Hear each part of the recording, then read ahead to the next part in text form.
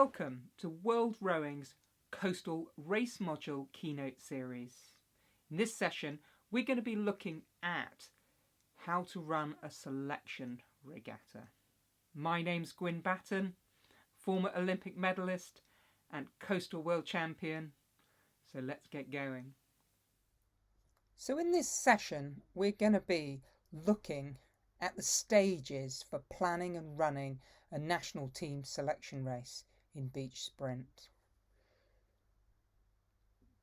To help you, World Rowing has prepared a guidance document, and it's aimed at junior selection, as many of the coaches will be preparing their athletes to qualify for the Youth Olympic Games and the junior events in World Rowing Beach Sprint finals. So as you're doing this course, try and get hold of the guidance document that comes with the World Rowing Coastal Race module.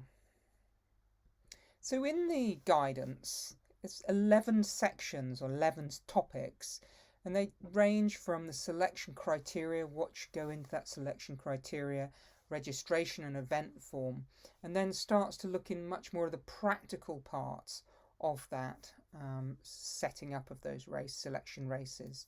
So I'm going to take you through in this keep it note. I'm going to take you through those, and we'll pick off each one of those in turn as we go through. So why an erg test when we're actually coming to run a beach sprint? Well, there's a couple of reasons why you might do a pre-selection erg test for your athletes. You may want to use it to be able to keep your numbers low, and I would probably advise keeping numbers below 8 to create a really good look at those top athletes.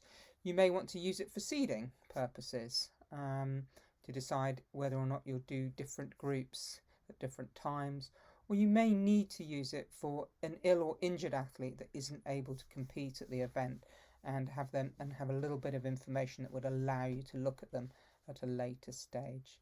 So what's in the beach sprint selection erg test? Well, it's a run row run test, and this is the one that's been used by a couple of other national federations, and it's a continuous test that has a 60-metre run, 500-metre erg and a 60-metre run on a hard surface. Why a hard surface? It's a hard surface because it's really hard to control. When the athletes are doing this at their own club bases, it's really hard to control what density that sand is. So if you just say to everyone it needs to be on a hard surface like a pavement or a driveway, then that would work really well. And the information you're looking for is the total time of the test, and that'll give you the 2 lots of 60-metre runs inside it, and the erg, the actual erg itself, so the 500-metre time, the average split, and the rate. So there you go. So now let's look at the type of beach and venue that you would be considering to hold your beach sprint selection regatta on. Sand. Really important to have good sandy beach with no rocks or stones that are likely to damage either your rowers' feet when they're running or the boats. So that's a good starting point. Then really you want to look at the slope of that beach, and you're looking for something that is an even, gentle slope. And the slope often creates the type of wave you get. So if you have a gentle slope, you're much more likely to get a spilling wave. So that's what you really want to look at. Then what you're looking for is the wave itself. So if you're looking at the height of the wave, you definitely need it under 1 metre, and you want to avoid dumping waves. Now, dumping waves tend to occur on steep beaches, or beaches that have a step in them just close into the shore. It's definitely worth finding a beach where the wave break is ideally 10 or to 20 metres away from the water's edge and is a spilling type of wave, so the top just spills over the top. And the best size of wave is definitely under 0.5 metre in height. So really looking for a really basic swimming beach. For some venues, tide might be an impact. And it may be that you can only run the regatta at your races at certain times in the tide, because it may be that at certain tidal heights the slope's too flat, which means that the boat is too far offshore. You might have to run 50 metres to get to deep enough water to be able to row in, or it might be that the rocks are exposed at low tide, or you might find at high tide there just isn't a beach. So again, just check the condition of the beach at different states of the tide. Wind. Often selection races need to be run at set dates and times, so it's really important to find yourself a sheltered beach, which means that if the wind does come up, that the wind or wind generated waves don't close out that beach to your event. And also, if you have a beach which is likely to have strong offshore winds, you may need to put an additional safety boat out for beginners that potentially might be, if there anything goes wrong, might be blown offshore. Lifeguard provision. Ideally, find a beach where there is lifeguard cover and ask to see whether they might cover your race area. That has been really helpful in past events, so if not, consider supplying your own for the period of the race itself. Also, look out for other water users, and if you've got a lot of swimmers or pleasure boats about, consider getting a canoe or a boat to patrol your race area. You could always seek permission as well and get a notification out to your marine agencies to do that as well. So watch out for jet skis and other such ilk. So think about the type of people that you need to bring together to run your selection. You're going to need the selector, and that may well be you, the responsible person for selecting the team and explaining the selection process. Okay, making sure that that runs to the agreed selection policy. You'll also need an umpire, so someone who will be the president of the jury. They will be responsible for all the rules and for the fair running of the race. And so the particular roles that you'll need for beach sprint is the starter and finish judge, and quite often this can be the same person. They'll start the race and then decide who the winner is. If you're lucky, they may also time each race for you as well. In most cases, you need 2 lane judges to ensure that the correct boat are used and that nobody's changing the rigging, etc., and that the correct markers are rounded in the right way. And of course, you'll need someone who's going to be the results service to prepare the start list, record the times, and publish the results sheets. Now, depending on the scale of your event, that could be 1 or 2 people, but those are the specific jobs that need to be done. On the sort of infrastructure side, you need a race director, so somebody who's going to put all the infrastructure in, oversee the safety of the race, and including any permissions with authorities, whether it's beach owners or the marine authority. So you're looking at water safety and lifeguard, so whether that's first aid or whether that's lifeguard cover. You're also looking at crew information, so who's going to register the athletes on arrival and answer any questions. Who's going to put out and maintain the accurate position of the 6 buoys on the racetrack, on the water, and off water, who's going to put in the course, who's going to put up the flags, the platform, start and finish line, notice boards, etc.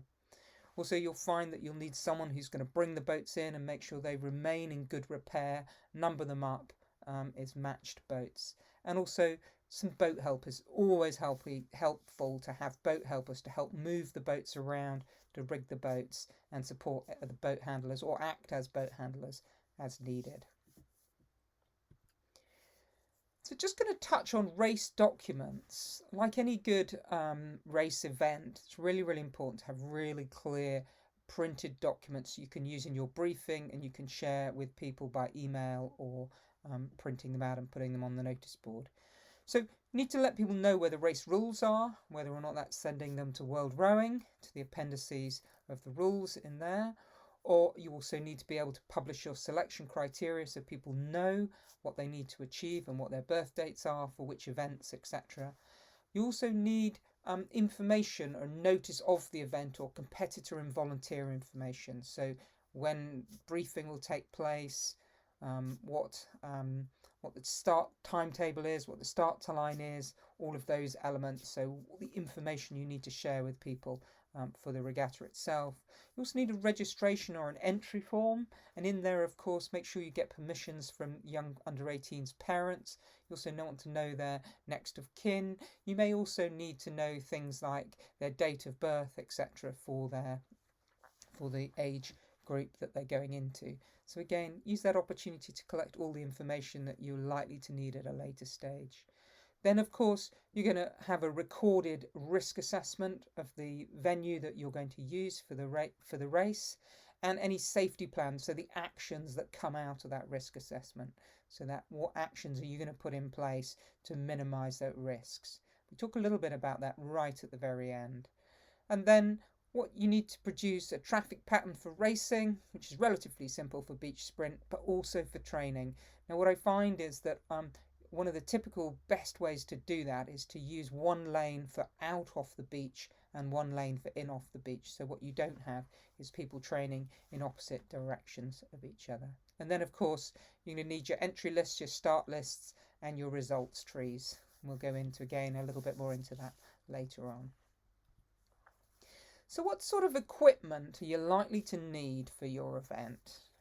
And what I've done here is I've listed some of this equipment. It'll become a little bit clearer as we go through, but it allows you to have that checklist of equipment. So in terms of boats and blades, you need 2 or more matched FISA boats. You need to get those numbered up, and you need blades, ideally enough for each crew that enters. Now, my advice to you is to ask your crews to come with their own blades. It means that if they get damaged, it's their responsibility, but also means that they adjust the gearing to suit their length of arms, legs, and body. And then, of course, you'll need the safety equipment on the boat, so life jackets, personal flotation devices, etc. in there. Now, just to be mindful, if it's really important that your athletes have a good, confident swimmers.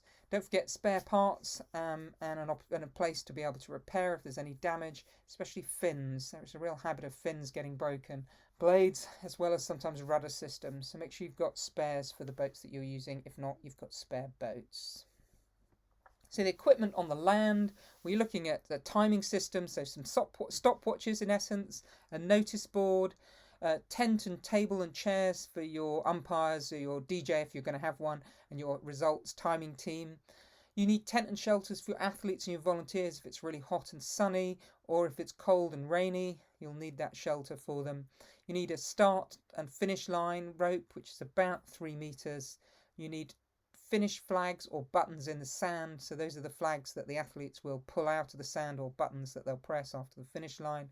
You'll need a flag, 4 flags, quite tall flags, 2 for your lane flags and 2 for either side of that 3 meter rope, so that it's really clear where that finish line is. You need a starter box and a starter horn for your starter to stand on. You need umpires' flags, and my recommendation is 3 red and 3 white. You need toilets and access for first aid and ambulance down to the beach. And if you're up for it, you need a PA system and music and speakers if you're going to have a load of fun.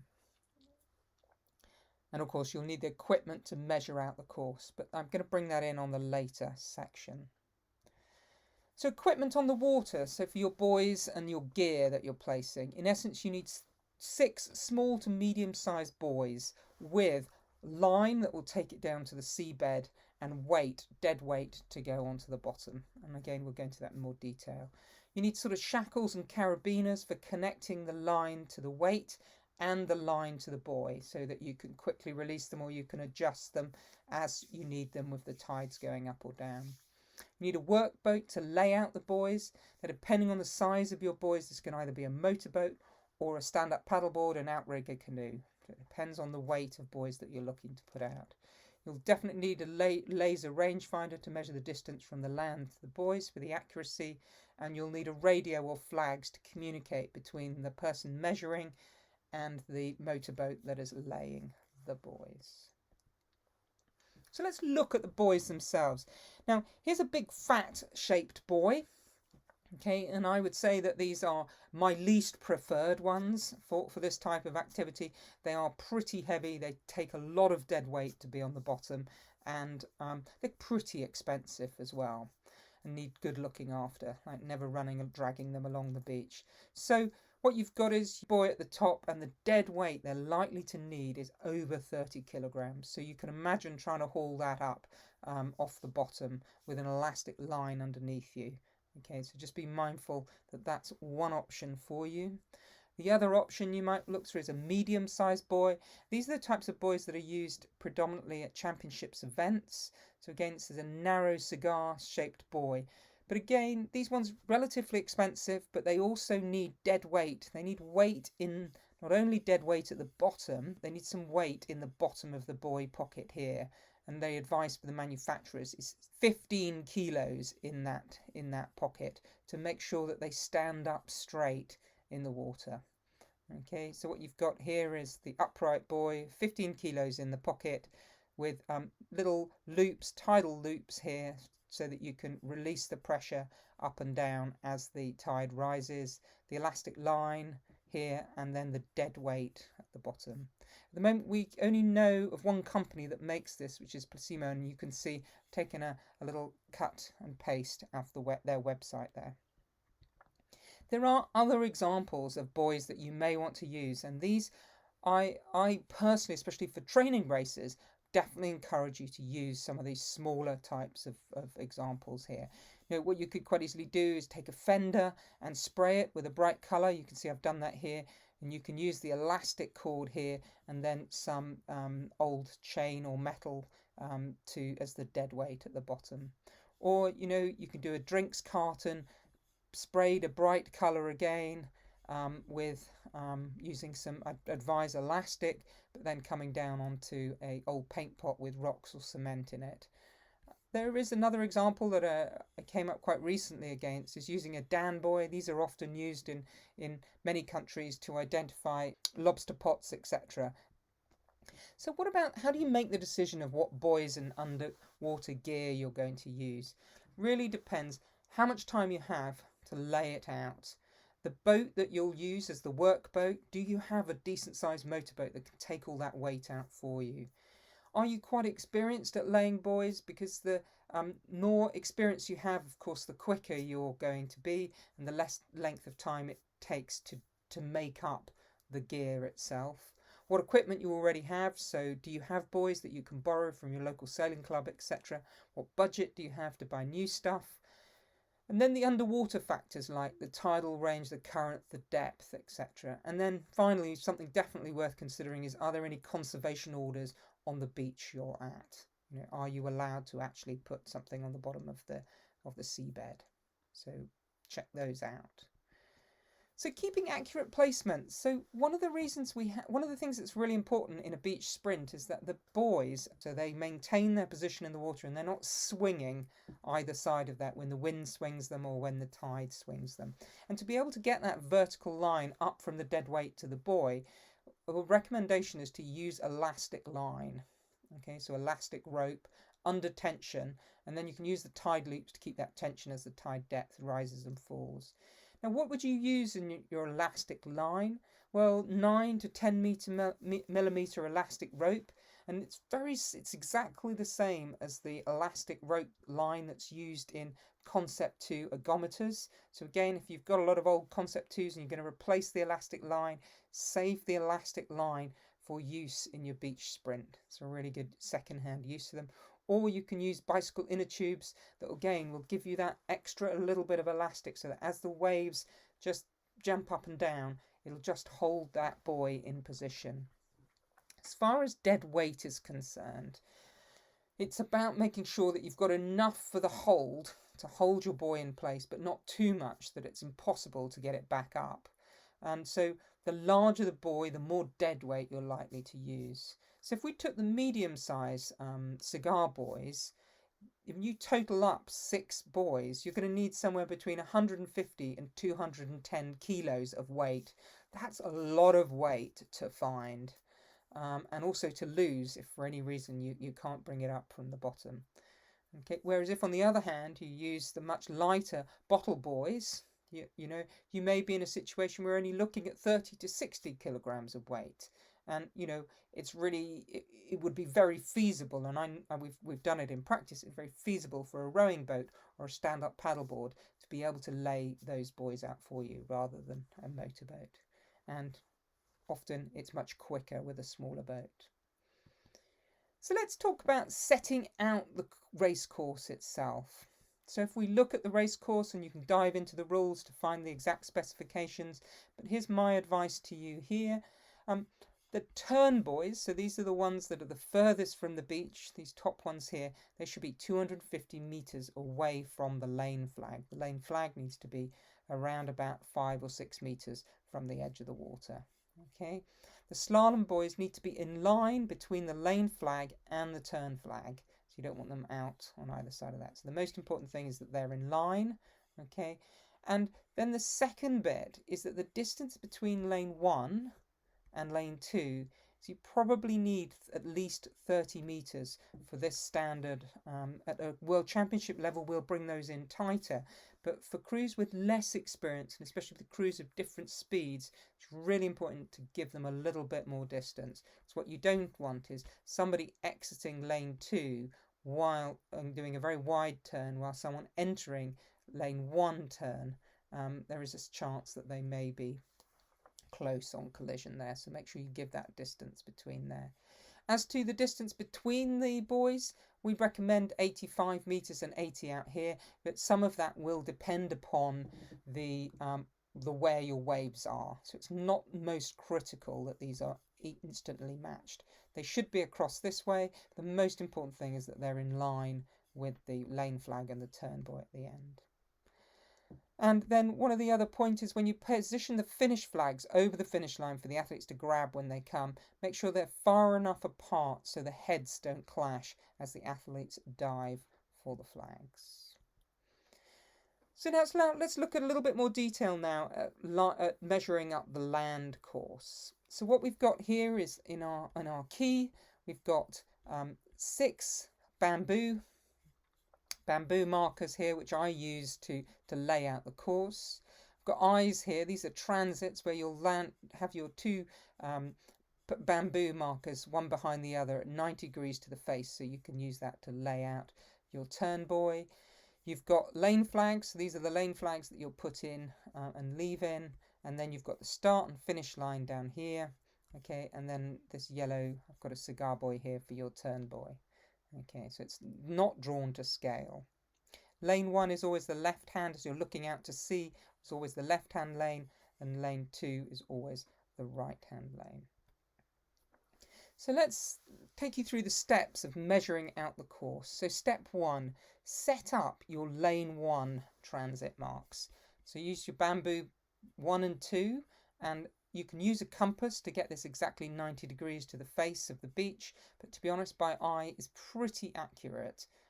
So I would definitely stand there and get it by eye.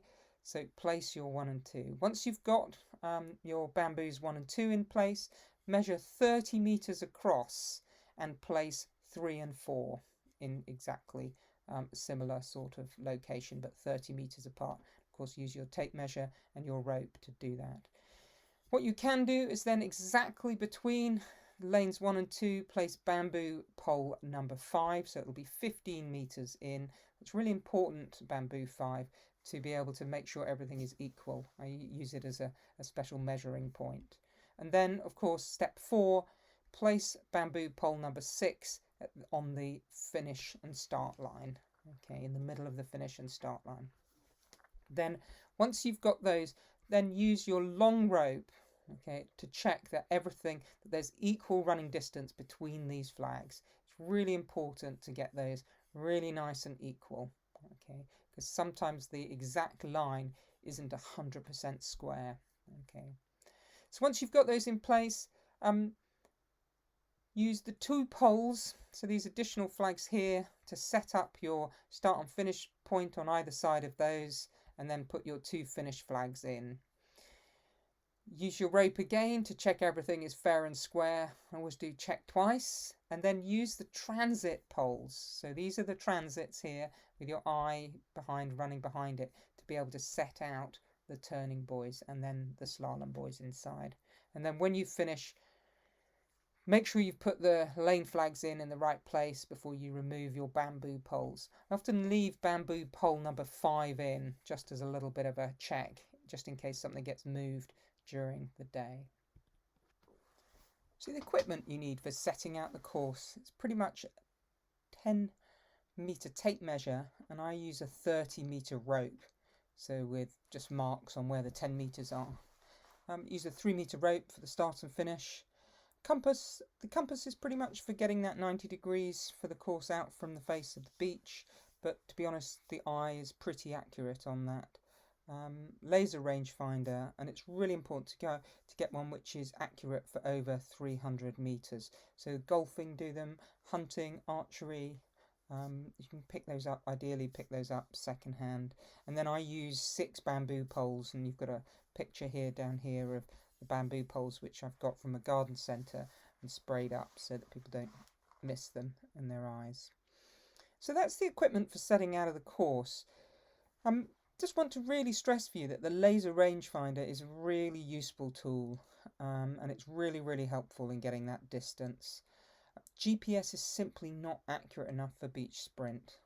There's quite a variant between the lane sizes if you're trying to do that. So yeah. When you actually get to the point where you're going to measure the buoy distances, get the person with the rangefinder to stand at the point of the lane flag with your bamboo poles laid out, and use the bamboo poles as a bit of a transit. Position the person with the rangefinder at the lane flag. Start with the end buoys, so the turning buoys, the 250-meter buoys, get those dropped in, and then have a radio or a signal, whether it's a flag or an arm, so that when they're exactly at the point where the 250 mark is on the rangefinder, they can release everything together, and the buoy, then you just check once it's floating free that it's in the right place.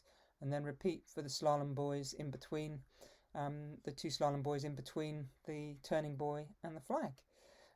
Time wise, a good setup can get a pretty accurate lay in 30 to 20 minutes, and then just need to make sure that your workboat can pop back out if there's any movement during the race that you've got scheduled. They can just put them back in line if there's any particular movement. So let's look at the pool boats. So we talked about having matched boats, at least 2, and I've got 4 in this example here, and how the movement of those boats works. So pretty much you'd match your boats in pairs, the A pair, the B pair and the C pair if needed, and then you allocate one from each of the pair to a lane, and then you label up each of those boats. So in lane 1 you'd have the A1s and the B1s, and in lane 2s you'd have the A2s and B2s. And the way the positioning works is that, let's say we're in race 1 and the 2 A boats are racing each other, they would be in the get ready position here, and then the B boats would be in the prepared zone, preparing to race zone. And once race 1 had gone off, the B boats would move into the get ready zone, the ready zone, and the A boats would return from their race and they'd be starting to be prepared for race 3. So that's really how your pool boats work. Setting up your pool boats, you need to set them up on a standard rig. And just to remind you that the crews are only allowed to change the length of their blades and then boards, etc., their foot stretchers, and add seat pads in, and are not allowed to change span pitch, gate height, stretcher angles, just because there's not enough time. And also on the beach, it's not a great place to change this sort of stuff. What you've got in the table below is the standard rig that is currently being used. You of course may want to have a different rig set up as a national federation, but make sure you confirm that standard rig at least 2 months before the race so crews can train on those rigs. And of course do encourage teams to bring their own blades so they can set them up for their own dimension of athletes. Progression and schedule. So again, if you're selecting for a championship event, my advice is to use the official progression system with time trial in there and the last 8 system if you want to replicate that. If you wanted to do round robins or something else, then of course that's totally up to you. If you set the race schedule to match the race schedule that will probably be published ahead of the Youth Olympic Games and the World Road Beach Sprint Finals, the last 8 races are on 7-minute centres. Time trials tend to be on 5-minute centres. But here's an example schedule of what that might be like for one of those championships events. Timing results. So how will you run that timing results on the day? Well, my advice to you is to pre-develop a series of results trees, and you can develop these templates beforehand, and then hand write up the results as they happen. So you'll need a stopwatch and the pre-prepared papers up on the notice boards. Now write the times directly onto the notice board, and then make sure that you ask the crews to declare their lanes 10 minutes before to the president of the jury, who will then write up what that choice is of the lane onto here. And then it means that you then can take a photo of that, the progression trees, and you can then just post that straight onto social media. So it becomes really easy and really light for you. You can do it off your phone if necessary. So what would it look like? So you would write the name of the crew, so that's crew X and crew Z, they're racing each other. In brackets is the time from the previous rounds, so 2 minutes 36 seconds or 2 minutes 48 seconds. And because crew X had the fastest time, they would then go to the president of the jury and say, we're going for lane 1 or lane 2. And the president of the jury or their delegated person would then write lane 2 up. So that would mean crew X would be taking lane 2, so that would mean crew Z would know that they would automatically be defaulted to lane 1. Okay, and you can see some examples over here from the World Rowing Beach Sprint Finals from Shenzhen. So finally, safety on the day. So on the day, you've done all your preparation, you get up in the morning, get down to the course, the venue early, run a quick dynamic risk assessment before racing starts, to make sure, is the weather forecast what it is it in reality what's there? So has the forecast changed, and is it doable? Make sure you walk the water's edge to check for overnight changes or debris, and check that the boats are in good condition and training hasn't, or they haven't been vandalised overnight. If the athletes and coaches are new to the beach, it's really important to give them a beach orientation so that you cover the main risk features of the beach, where the safe bits are, what to look out for, whether or not there's any marine creatures, etc., and all of that. So really give them a good take on that beach. Get them to walk out into the water so they can feel what the power of the wave is like, and then remind them how to call for help. So there's a really important part of their induction into that beach. And then before racing starts, make sure you do an athlete and team briefing, and highlighting any particular risks or expectations of the crews during the event. And then finally, make sure before you start racing that your safety cover's in place and you're very happy to go. I've developed here a weather matrix, and sometimes it's good to have developed a weather matrix. It guides your decision making before racing. So consider factors like age and experience of your competitors and the amount of safety cover you have when you're using this. But you can see here there's a green, amber and red, and when you're looking at, say, the wind, maybe anything under a force 4 or a force 5 would, for your venue, would be fine, no concerns. Anything force 5 around may have an impact on the waves, or it may be offshore or onshore. The onshore would give big waves, the offshore potentially might be risk some of your less experienced rowers being blown offshore. So what other safety measures might you put in place? And then maybe anything above a force 6, it's going to impact your infrastructure anyway on the beach. Anyway, your tents are probably not going to stay up. You'll probably consider cancelling. Consider the shape of the wave. So is there a risk of the boat upending? So is there a risk of the boat hitting as it comes in on the waves? Is that low, occasional, or most? Those are things to look for. The breaking wave height, is it less than a metre, between a metre and 1 metre, or over 1 metre? Those are really important bits. Is the temperature normal for your competitors, or is it uncomfortable? If it's out of the normal range for your competitors, have you supplied, have the athletes bringing suitable clothing, or have you supplied shelter for them? And of course, if it's way out of that region, you would probably cancel. Visibility, if you can't see to the end of the buoys, there's absolutely no way that you can run your event. So that would be fog or dark. Lightning, again, there's the 30 seconds, the 30-30 ruling that's used by events quite regularly, so consider that. Beach material, I think it's really, really important. So for example, you get a storm that blows in a lot of sharp or round pebbles, you may need to reconsider using that beach as a venue, or you may want to get everyone down clearing the beach of those pebbles. And then, of course, just be careful of pollution or sea creatures, because I know there's some countries have particular challenges in that area. So an example of a weather matrix that will guide your decision making around your risk assessment on the day. So in this session, we've explored the stages of planning and running a national team selection races for beach sprint.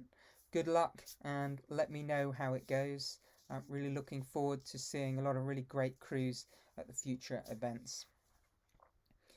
If you want further information, make sure you use the Team Selection Races guidance that's out there.